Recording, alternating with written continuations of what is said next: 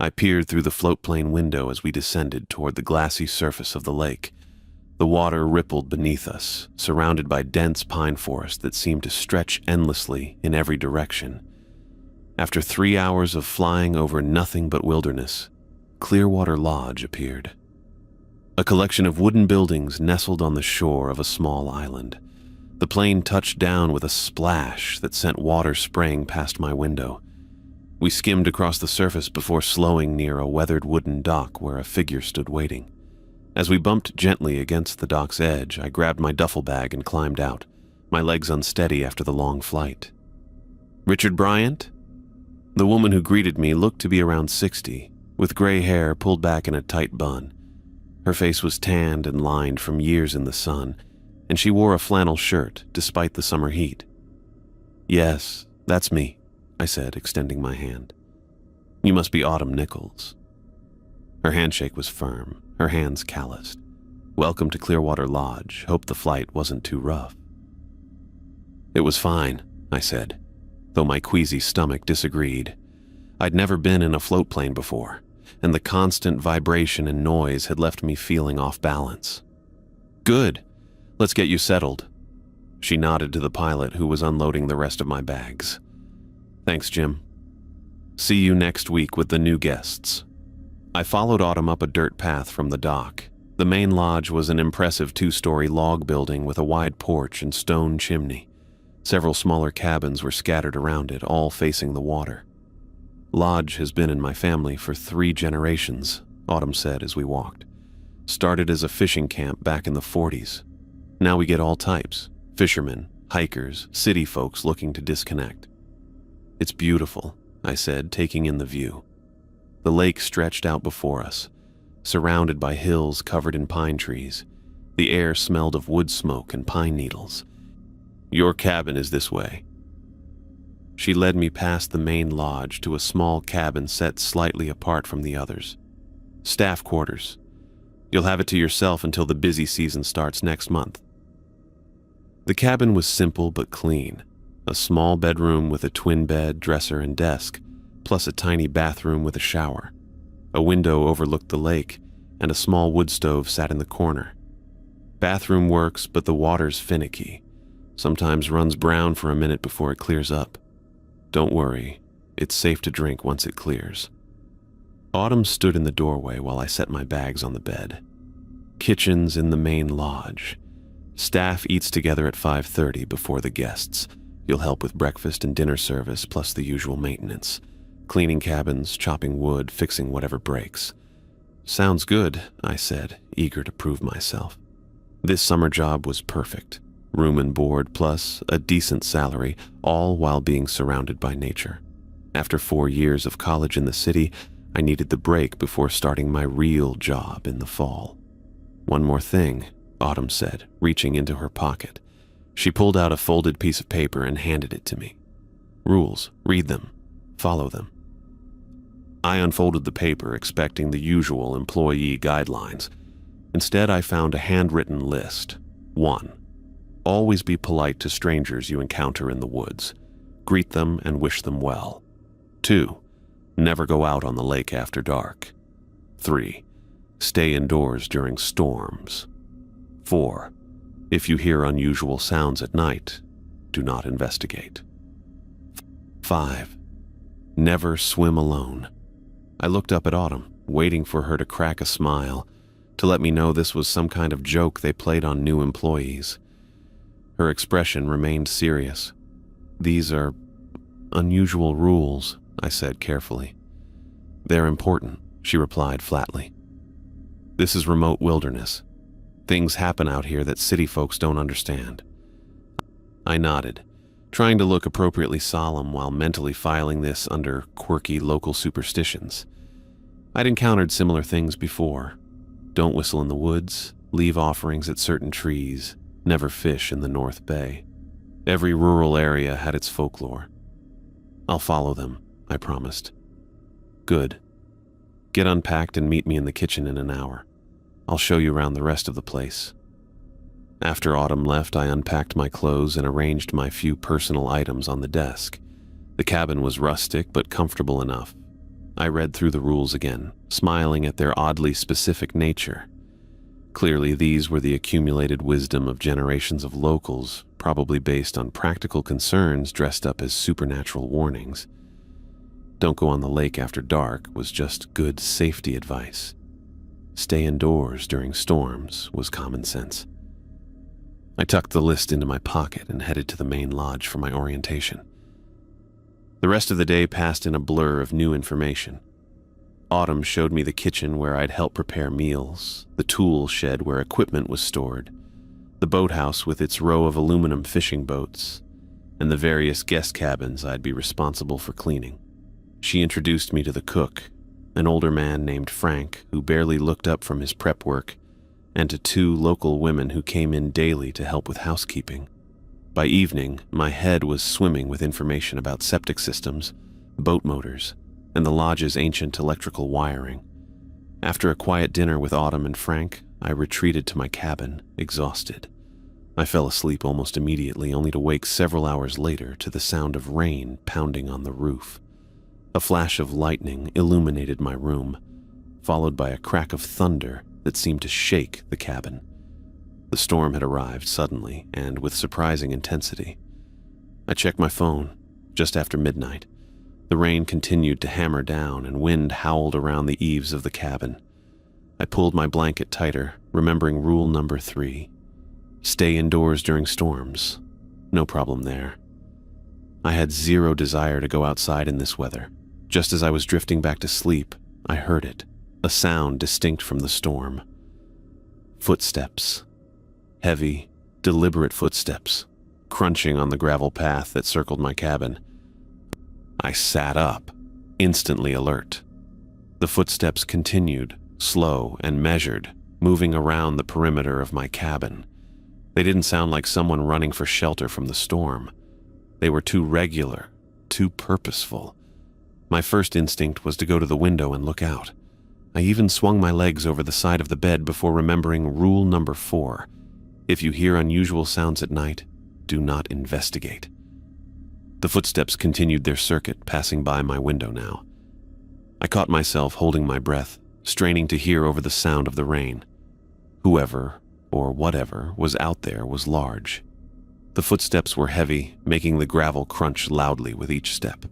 Another flash of lightning, another crash of thunder. The footsteps paused momentarily, then resumed, still circling. I slid back under my blanket, pulling it up to my chin like a child afraid of monsters under the bed. I felt ridiculous, but also genuinely unnerved. There was something unnatural about those footsteps, their steady, unhurried pace despite the raging storm, the way they maintained a perfect circle around my cabin. I lay there, listening as the footsteps completed another circuit, then another. Occasionally they would stop, as if whatever was out there was listening, before continuing their relentless circling. After what seemed like hours, but was probably only 20 minutes, the footsteps began to fade. Not as if the person was walking away, but as if they were somehow becoming less substantial, less present, until I couldn't hear them at all. I remained frozen under my blanket, heart pounding, until I eventually drifted into an uneasy sleep. Morning arrived with clear skies and birdsong, as if the night storm had never happened. I woke feeling groggy and disoriented, the memory of those circling footsteps still vivid in my mind. After showering and dressing, I stepped outside. The ground was still wet from the rain, but the day promised to be sunny and warm. I walked slowly around my cabin, scanning the ground for footprints. The gravel path showed no signs of disturbance beyond what the rain had caused. No footprints, no disturbed vegetation, nothing to indicate anyone had been circling my cabin in the middle of the night. I widened my search, checking the edges of the path where the gravel met the grass, looking for any sign of passage. Nothing. I stood there, hands on my hips, trying to make sense of it. Had I dreamed the whole thing? No. I was certain I'd been awake. The footsteps had been too clear, too distinct from the sounds of the storm. But if someone had been walking around my cabin, they would have left some trace.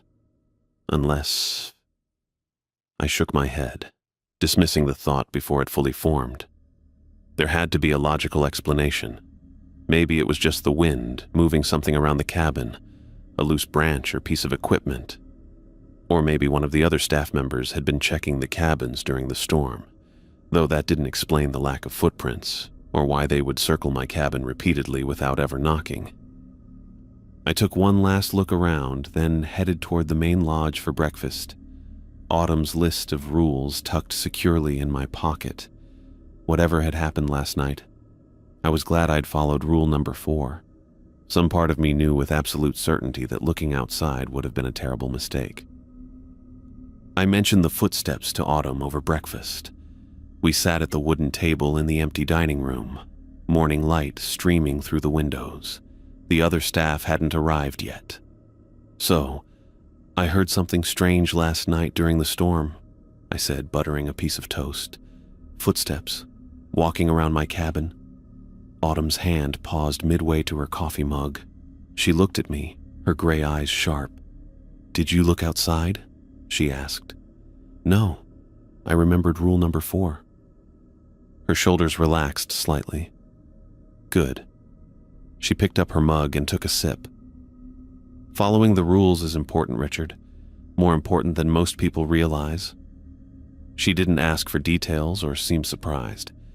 Just nodded once and returned to her breakfast, the conversation clearly over. I waited for her to elaborate, but she remained silent, focused on her food. "That's it?" I finally asked. "You're not curious about what I heard?" "I know what you heard," she said simply, "and you did the right thing by staying inside." She stood up, taking her empty plate to the sink. "We've got guests arriving at noon. I need you to check the boats and make sure they're all fueled up and ready." I wanted to press her for more information, but her tone made it clear the subject was closed. Whatever had circled my cabin, she knew about it and didn't seem inclined to share details. After breakfast, I spent the morning helping Frank prepare for the guests' arrival. We stocked the kitchen, cleaned the common areas, and I made sure all the guest cabins were ready. By early afternoon, the new arrivals had settled in, and Autumn gave me permission to take a few hours to explore the property. I decided to check out the hiking trails that looped through the woods behind the lodge. The main trail was well marked, with blue blazes painted on trees, winding through dense pine forest. The air smelled of sap and damp earth, and patches of sunlight broke through the canopy overhead. About a mile in, the trail curved around a large boulder. As I rounded the bend, I stopped short. Between 2 tall pines about 30 yards ahead stood a figure. Tall and motionless, the figure wore dark clothing that seemed to absorb the surrounding light. I couldn't make out any facial features from this distance, just the unmistakable silhouette of a person watching me. My first instinct was to turn back, but then I remembered the first rule on Autumn's list: be polite to strangers in the woods. I raised my hand in a friendly gesture. "Hello there," I called out, trying to keep my voice steady. The figure didn't respond or move. It just stared at me. I could feel its gaze even if I couldn't see its eyes. We stood like that for what felt like minutes, but was probably only seconds. Then, without hurry, the figure took one step backward, then another. On the third step, it simply wasn't there anymore. It didn't run or duck behind a tree. It just ceased to be visible, as if it had stepped through an invisible doorway. I stayed rooted to the spot, heart thumping in my chest. Part of me wanted to turn around and head back to the lodge, but curiosity pushed me forward. I approached the place where the figure had stood. The forest floor was covered with a thick carpet of pine needles between the trees. I searched carefully, looking for any sign of disturbance. Broken twigs, compressed needles, anything that would indicate someone had been standing there moments ago. Nothing. The pine needles lay undisturbed, as if no one had walked there in weeks. I expanded my search, moving in widening circles, checking behind trees and rocks. Not a single footprint or broken branch. It was as if the figure had been a mirage. "Hello?" I called again, feeling slightly foolish. "Is anyone there?" My voice echoed briefly before the forest absorbed it. Birds chirped overhead, unconcerned. A light breeze rustled the pine needles. Nothing else moved or made a sound. I stood there for several more minutes, trying to make sense of what I'd seen. The figure had been real. I was certain of that. But its disappearance and the lack of any physical trace left me questioning my perception. Eventually, I continued my hike, though with less enthusiasm than before. I kept glancing over my shoulder and scanning the trees ahead. The figure didn't reappear, but I couldn't shake the feeling of being watched. When I returned to the lodge, I considered telling Autumn about my encounter, but decided against it. She'd been dismissive about the footsteps. I doubted she'd be more forthcoming about this. Besides, I'd followed her rule. I'd been polite. Whatever that figure was, it hadn't harmed me. The next morning, I headed down to the boathouse to prepare the boats for the day's fishing excursions. As I approached the dock, I stopped short. 2 of the aluminum fishing boats were drifting about 20 feet from shore, bumping gently against each other in the light morning breeze. I frowned. I'd secured those boats myself the previous evening, double-checking each knot. I was certain they'd been properly tied. Sighing, I kicked off my shoes, rolled up my pants, and waded into the cold water to retrieve them. As I pulled the first boat back to the dock, I examined the rope. It wasn't frayed or broken. It looked as if it had been untied and deliberately set adrift. When I mentioned this to Frank as we prepared breakfast, he just shrugged. "Happens sometimes," he said vaguely, flipping pancakes on the griddle. "Wind can do funny things." But there hadn't been much wind overnight, and knots don't untie themselves. I let it go, but the next morning, the same thing happened again. 3 boats this time, drifting farther out on the lake. Again, the ropes showed no sign of breaking. They'd been untied. That evening, a middle-aged couple who'd been staying in cabin 3 approached me as I stacked firewood outside the main lodge. "Do you know if there are other people staying across the lake?" the woman asked, wrapping her cardigan tighter around herself despite the mild evening. "Not that I know of," I said. "The nearest camp is about 5 miles north. Why do you ask?" "We heard voices last night," her husband said. "Coming from across the water. Didn't sound like English." "What did it sound like?" I asked, suddenly interested. They exchanged glances. "Hard to describe," the man said. "Almost like singing, but not quite. Words we couldn't understand." "Did you see anything?" I asked. "Any lights?" "No," the woman said.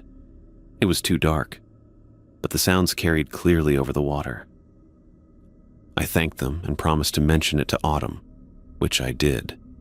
She listened without comment, then simply reminded them, and me, about rule number 2. Never go on the lake after dark. The strange occurrences continued. On my 4th night, I was in the main lodge tuning the old radio that sat on a shelf behind the front desk. Autumn used it to get weather reports and occasionally communicate with the nearest ranger station. As I turned the dial searching for the weather frequency, the static suddenly cleared, and a voice came through. It wasn't the usual ranger or weather announcer. The voice spoke in what sounded like whispers, rapid and urgent, in a language I couldn't identify. I leaned closer, trying to make sense of it. The whispers grew louder, more insistent, almost as if the speaker knew I was listening. Then abruptly, the voice stopped. A high-pitched tone replaced it, growing in intensity until I had to cover my ears. Just as suddenly, it cut off, and the radio returned to normal static. I turned to find Autumn standing in the doorway, watching me. "Did you hear that?" I asked. "Turn it off," she said quietly. I switched off the radio. "What was that? Who was speaking?"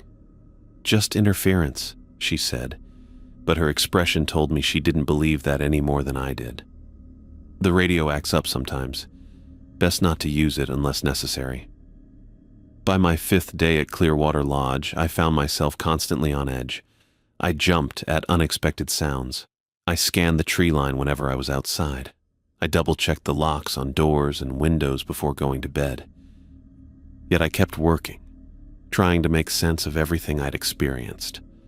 The footsteps in the storm, the figure in the woods, the untied boats, the voices across the water, the strange radio transmission. I followed Autumn's rules religiously now. I stayed inside during the brief thunderstorm that rolled through on my fourth night. I was unfailingly polite to everyone I met, human or otherwise. I never ventured onto the lake after sunset. But questions kept piling up, with no answers in sight. What exactly was happening at Clearwater Lodge? What were these rules really protecting us from? And why did Autumn seem to accept it all as normal? I was determined to find out, but also increasingly uneasy about what answers I might discover. I sat at the stainless steel counter in the lodge kitchen, scrubbing at a particularly stubborn bit of dried sauce on a large pot. The kitchen was quiet except for the occasional clank of dishes and the soft squeak of my sponge against metal. Frank had left about an hour ago after dinner service, leaving me to finish the cleanup. Most of the guests had retreated to their cabins for the night, and Autumn was busy with paperwork in her office. The kitchen window was cracked open slightly, letting in the cool night air. The lake stretched out beyond the window, a vast darkness punctuated only by the reflection of stars on its surface. I'd been avoiding looking at it after sunset, following rule number 2 religiously. I dunked the pot into the rinse sink and was reaching for a towel when I heard it. A scream that cut through the night air like a knife. I froze, the pot dripping water onto my shoes. It wasn't an animal. No, this was unmistakably human, high-pitched and filled with terror.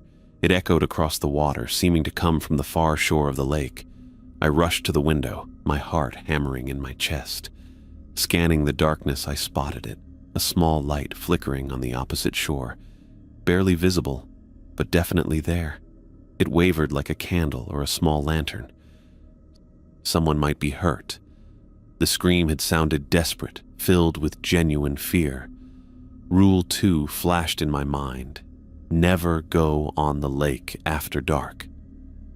I bit my lip, torn between the safety of the rule and the possibility that someone needed help. What if a hiker was injured? What if someone was lost in the woods? The light continued to flicker, seeming to call to me across the water. Before I fully realized what I was doing, I was out the kitchen door, moving quickly down the path toward the boathouse. The night air felt unusually still, with no wind rustling the trees, just the sound of my footsteps on the gravel path and my own breathing. The boathouse was dark, but I knew where the light switch was by now. I flicked it on, illuminating the row of aluminum boats tied to the inside dock. I grabbed a flashlight from the hook by the door and untied the nearest boat. As I pushed off from the dock, a voice in my head screamed that I was breaking the rules. Rules that had seemed more important with each passing day, yet I couldn't ignore that scream. What if it was a guest who had wandered too far? What if someone was dying out there? I started the outboard motor, wincing at how loud it sounded in the quiet night. The boat cut through the dark water, leaving a small wake behind me. I pointed the bow toward the flickering light on the far shore, keeping my flashlight trained ahead to avoid any floating debris. I'd gone maybe a quarter of the way across when the air around me changed. A fog began to roll in, not gradually, as fog normally does, but quickly, like someone had turned on a smoke machine. It curled around the boat in thick tendrils, unnaturally dense. The temperature dropped so suddenly that I gasped. My breath came out in visible puffs, and I pulled my jacket tighter around me. This wasn't normal fog, not in how it moved or how it felt. The cold bit into my skin with an almost deliberate malice. I looked back toward the lodge, hoping to orient myself by its lights, but there was nothing. The fog had swallowed everything, leaving me floating in a gray void. The only sound was the puttering of the boat motor and the soft lapping of water against the hull. I slowed the boat, trying to get my bearings. The light I'd been heading toward was no longer visible either. Had I veered off course? I tried to use the stars for navigation, but the fog obscured the sky completely. That's when I felt it. A change in the water beneath me. The boat began to rock, gently at first, then with increasing violence. The surface of the lake started to churn, bubbling and swirling around the boat as if something massive was moving just below. A low rumbling sound rose from the depths, not mechanical, but organic somehow, deep and resonant, like the groan of some enormous creature. The boat pitched wildly, nearly throwing me overboard. I grabbed the sides, white-knuckled, as water sloshed over the gunnels. Rule 2. Rule 2. The words flashed in my mind like a warning beacon. With trembling hands, I reached for the motor and switched it off. The sudden silence was deafening.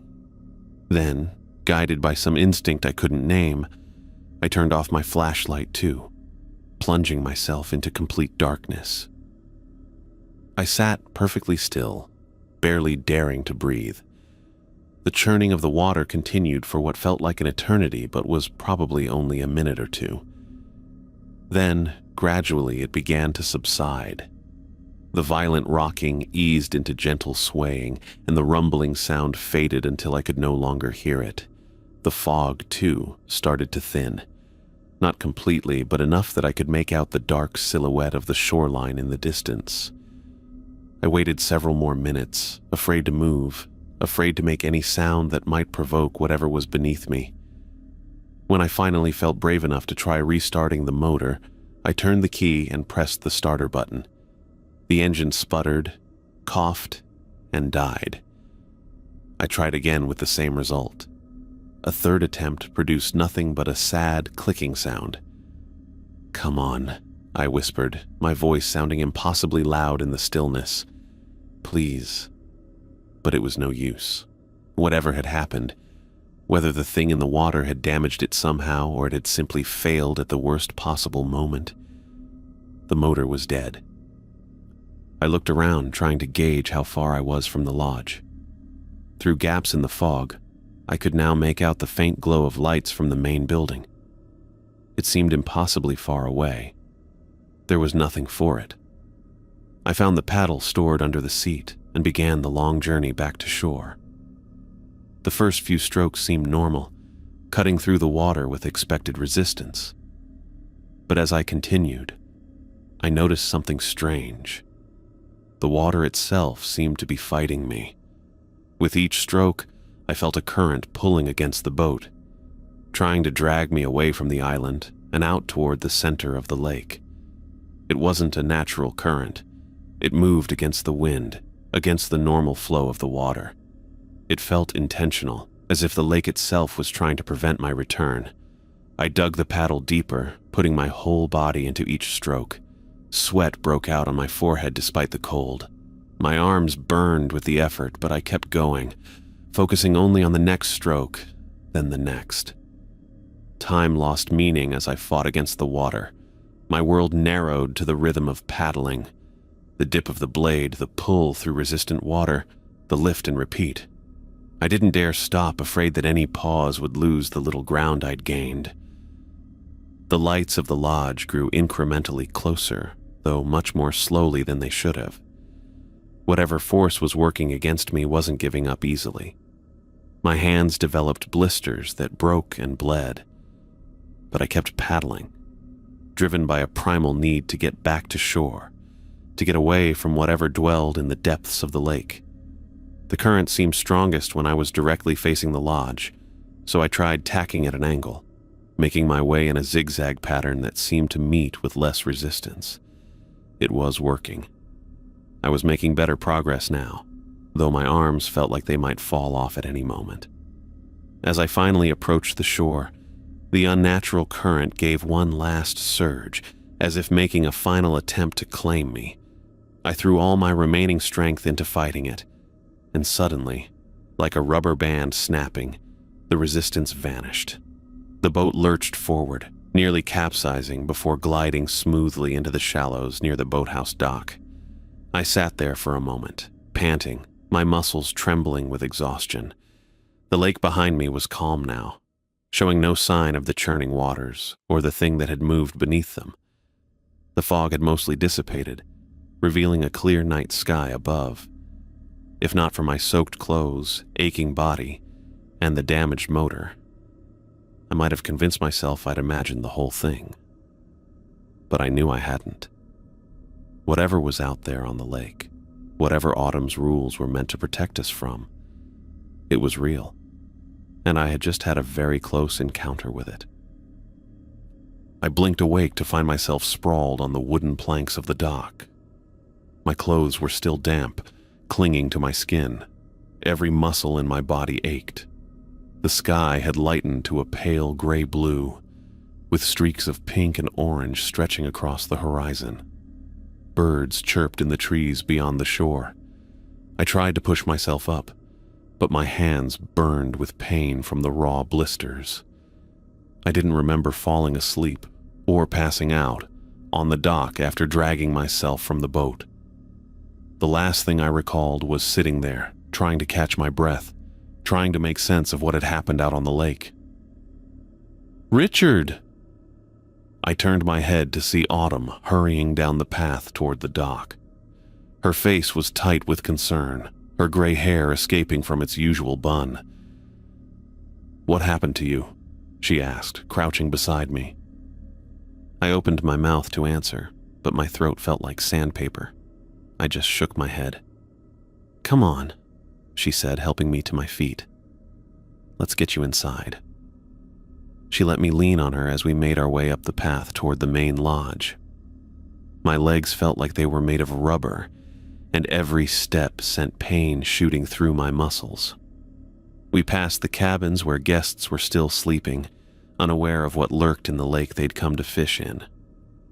The main lodge was quiet and empty this early in the morning. Autumn guided me to a chair in the kitchen and filled a glass with water, which I drank greedily. "Stay put," she said. "I'll make coffee." I watched as she moved around the kitchen, measuring grounds into the filter, filling the reservoir with water. The familiar routine seemed bizarrely normal after what I'd experienced. The coffee maker gurgled to life, filling the kitchen with its comforting aroma. Autumn pulled out a first aid kit from beneath the sink and took my hands in hers. I winced as she cleaned the broken blisters with antiseptic. "What were you doing out on the lake?" she asked quietly as she wrapped gauze around my palms. I took a deep breath. I heard a scream from across the lake, and I saw a light. Her hands paused for just a moment before continuing their work. "I thought someone needed help," I added. "Rule 2, she said simply. "Never go on the lake after dark." "I know, I'm sorry, I couldn't ignore it if someone was in trouble." She finished bandaging my hands and poured 2 mugs of coffee, sliding one toward me. I wrapped my bandaged hands around the warm ceramic, grateful for its heat. "Tell me everything," she said, sitting across from me. So I did. I told her about the scream and the light, about taking the boat out, about the fog that came from nowhere and the way the water started to churn. I described the rumbling sound from below, how the boat nearly capsized, and how I'd turned off the motor and light on instinct. I told her about the current that fought against me as I tried to paddle back, about how it felt like something was actively trying to pull me toward the center of the lake. As I spoke, Autumn's face grew more and more grave. The lines around her mouth deepened, and her eyes took on a haunted look. She didn't interrupt, just nodded occasionally, her hands gripping her coffee mug so tightly her knuckles turned white. When I finished, she was quiet for a long time, staring into her coffee as if it might hold answers. "I'm sorry about the boat motor," I said, trying to break the silence. "I can pay for repairs." She shook her head. "That's not important." She stood up and walked to the window, looking out at the lake, which appeared perfectly calm and innocent in the morning light. "The lodge is closing next week," she said finally. "What? Why?" I asked, surprised by this sudden announcement. She turned back to face me. "Because things are getting worse." I waited for her to continue, taking a sip of my coffee. "This island," she said slowly, "was a sacred place before the lodge was built. My grandfather didn't know that when he bought the land. Or if he did, he didn't care." She sighed. "There are presences here, ancient ones. They claim the land and the water." I felt a chill run down my spine despite the warm coffee in my hands. The rules exist for a reason, Richard. They maintain a balance between us, humans, and forces we can't understand. Forces we shouldn't try to understand. She looked directly at me. "By breaking the rules, you've disturbed that balance." "I didn't mean to. I know you didn't." She cut me off. "Your intentions were good, but that doesn't matter to them."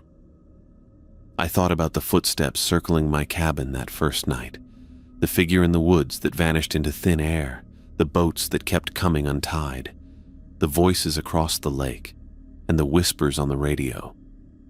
And now whatever was in the lake, trying to drag me down. "You need to leave," Autumn said. "Today, I'll call Jim to bring the float plane." "Today?" I echoed. "But what about my job? What about the guests?" "Most of the guests left yesterday. The rest are checking out this morning." She paused. They felt it too, even if they couldn't name it. The unease, the watching eyes. I nodded slowly, remembering the couple who'd reported hearing strange singing across the lake.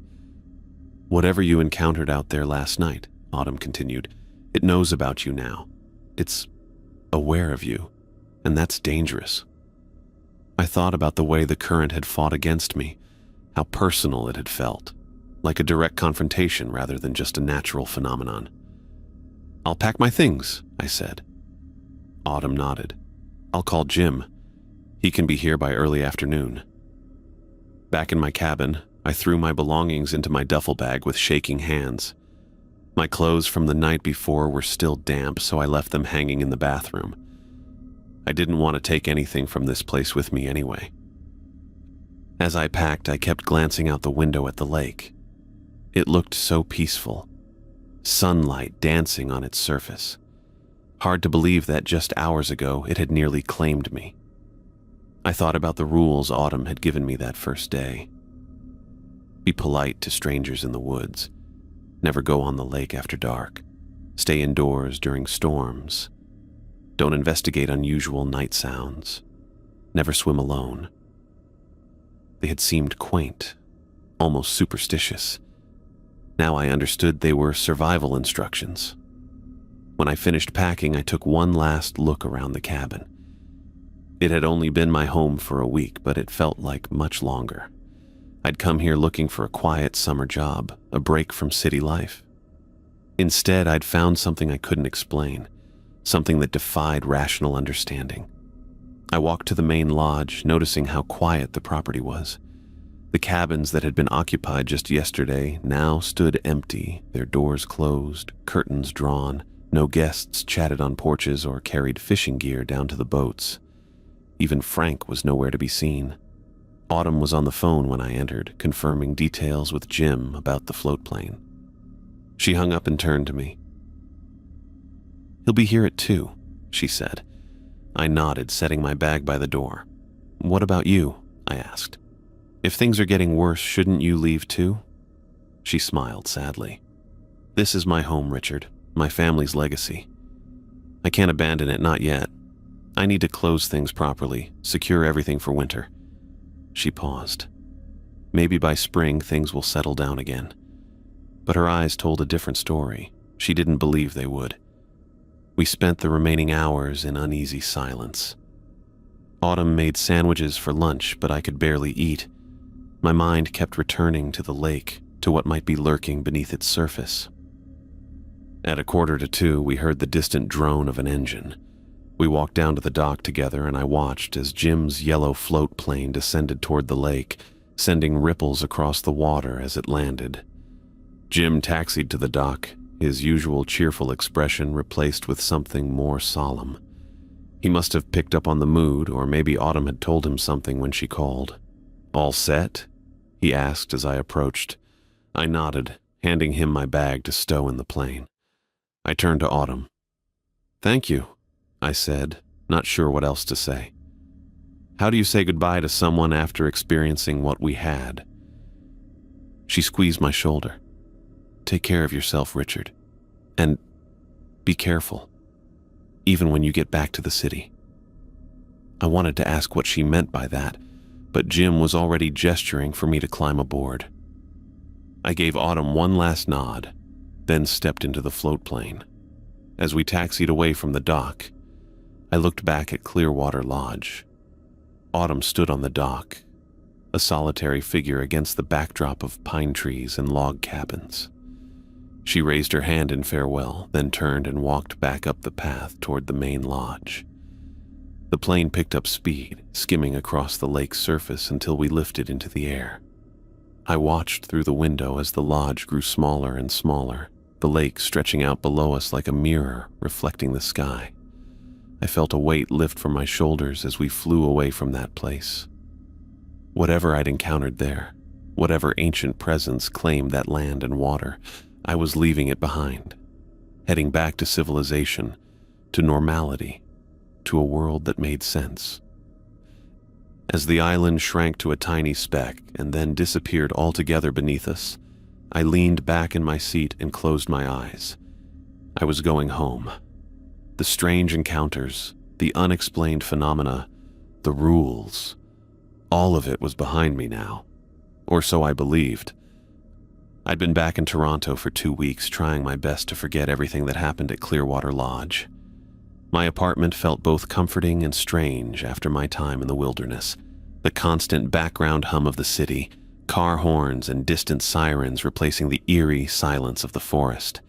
I kept telling myself I was safe now, away from whatever ancient forces lurked in those woods and that lake. My routine helped. I woke up, made coffee, went to work at the bookstore downtown, came home, watched TV, and slept. Normal life, safe life, city life. No rules to follow except the ordinary ones that governed civilized society. I just settled onto my couch with a microwave dinner when my phone chimed with an email notification. I almost ignored it. Probably just another promotional offer from some online store I'd shopped at once. But something made me check it. The sender's name made my stomach drop. Autumn Nichols. The subject line read simply, Rule 5. I nearly dropped my phone. Rule 5 from her list, never swim alone. It had seemed the most normal of all her rules, the one that could be explained away as basic water safety. But now, seeing it isolated as the subject of an email sent weeks after I'd left the lodge. I tapped the email open, my dinner forgotten. The body of the message was completely blank, just empty white space beneath that ominous subject line. What the hell? I muttered to myself, scrolling down to check for anything I might have missed. Nothing. Just Rule 5 and emptiness. I hit reply immediately and typed, Autumn, what's going on? What are you trying to tell me about Rule 5? Are you okay? I sent the message, then waited, refreshing my inbox every few minutes. After 20 minutes with no response, I tried again with a shorter message. Please explain. I need to understand. This time, the email bounced back almost instantly with an automated response. Message undeliverable. The address you are trying to reach does not exist or is no longer active. I tried a third time with the same result. The email address that had just contacted me apparently couldn't receive replies. I put my phone down and paced around my small apartment trying to make sense of it. Rule 5. Never swim alone. What was she trying to tell me? Was she in trouble? Or was she warning me about something? I glanced out my fourth-floor window at the darkening city. The streetlights were coming on, casting pools of yellow light on the sidewalk below. Everything looked normal. Ordinary people going about their evening routines, heading home from work or out to dinner. I tried calling the lodge's landline, but got only a disconnected tone. Autumn had mentioned closing up for winter. Maybe they'd shut down all communications until spring. I eventually gave up and tried to sleep, but my mind kept circling back to that blank email and its cryptic subject line. I dozed fitfully, waking at the slightest sound. Around 2 in the morning, I jerked fully awake. Something had changed in the ambient noise of my apartment building. I lay still, listening. There it was. A sound I'd hoped never to hear again. Heavy, deliberate footsteps crunching on the gravel decorative border that ran along the sidewalk surrounding my building. The same measured pace I'd heard circling my cabin during that storm at Clearwater Lodge. Crunch, crunch, crunch. Rhythmic, purposeful, unhurried. I sat up in bed, my heart hammering. This was impossible. I was hundreds of miles from the lodge, back in the city, surrounded by other people in their apartments. Whatever had stalked me at the lodge couldn't have followed me here. Crunch, crunch, pause, crunch. The footsteps continued their circuit. I could track the sound as it moved around the perimeter of the building. Just like at the lodge, it would pause occasionally, as if listening or considering. I got out of bed and moved to my window, pulling back the curtain just enough to peer down at the sidewalk below. The street was empty at first glance, just parked cars and pools of light from the street lamps. Then I saw it. Standing directly across the street, perfectly centered beneath a streetlight, was a tall figure in dark clothing. It stood motionless, head tilted back, staring directly up at my window. At me. I let the curtain fall back into place and stumbled away from the window, my back hitting the wall. It had seen me. It knew exactly which apartment was mine in this building of over 50 units. The footsteps had stopped the moment I spotted the figure. I slid down the wall until I was sitting on the floor, knees pulled up to my chest. What was I supposed to do now? Call the police? And tell them what? That a mysterious figure from a remote wilderness lodge had somehow tracked me to Toronto and was standing outside my building? I stayed there on the floor for what felt like hours, listening. The footsteps didn't resume. The figure had stopped circling once I'd seen it. Now it was just waiting. Around 4 in the morning, I gathered my courage and crawled back to the window, lifting the edge of the curtain just enough to peek out. The figure was still there, still motionless, still staring up at my window. I watched it for nearly an hour as the sky began to lighten with pre-dawn glow. As the first true light of dawn broke over the city, the figure changed. It didn't walk away or turn or move at all. It simply became less there, fading like morning mist until the spot beneath the streetlight stood empty. I called in sick to work and spent the day researching Clearwater Lodge online. There wasn't much, just a basic website that hadn't been updated in years, showing the same cabins and lake I remembered, with Autumn's contact information and rates for the fishing season. Nothing about ancient presences or rules to follow. Nothing about the history of the place before it became a lodge. I tried calling the number listed, but got the same disconnected tone as before. As night fell again, I found myself checking the street below every few minutes. The figure didn't return that night, or the next, but I knew it would be back. The email about Rule 5 made more sense now. Never swim alone wasn't just about water safety. It was a warning that I was now permanently connected to whatever I'd encountered at the lodge. That connection had formed the moment I took that boat out onto the lake at night. I'd broken the rule, and in doing so, I'd drawn the attention of something ancient and patient. I couldn't break the connection by simply leaving the lodge behind. Distance meant nothing to it. I'd glimpsed something beyond human comprehension, and now it would watch me from the shadows for the rest of my life. I thought about moving, changing my name, trying to hide, but somehow I knew it would find me wherever I went. The thing that had circled my cabin, that had nearly dragged me to the center of that lake, that had now tracked me hundreds of miles to my home. It wasn't bound by normal limitations. I would have to live with this knowledge and this presence indefinitely. The rules had been there to maintain a balance, and I'd disrupted that balance. Now I was forever transformed by what had happened at the lodge. As I sat in my darkened apartment that night, I realized that in some ways, I'd never truly left Clearwater Lodge at all. Part of me was still there, or rather part of what lived there was now with me, and always would be.